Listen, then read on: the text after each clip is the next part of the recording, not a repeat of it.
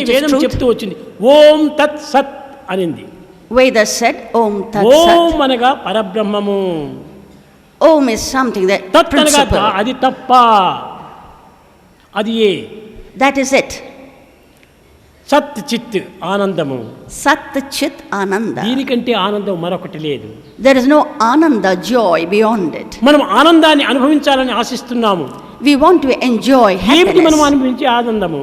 What is the happiness that you experience? తాత్కాలికమైన క్షణభంగురమైన ఆనందమే.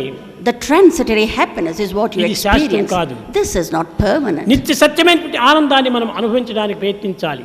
We have got to strive to experience joy which is endless. అది ఏ నిజమైనటువంటి యొక్క అంతర్భావంతో కూడినటువంటి యొక్క ఆత్మస్వరూపం. And that's the only thing which comes from within you, that is దానికి Atma. ఆకారం లేదు, It has no form. ఆనందం ఉన్నది.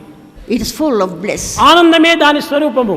Bliss is its form. ఆనందమునకు రూపమేముంది? You cannot measure it. ఆనందం అనుభూతికి మాత్రమే లభ్యమవుతుంది. You can only experience it.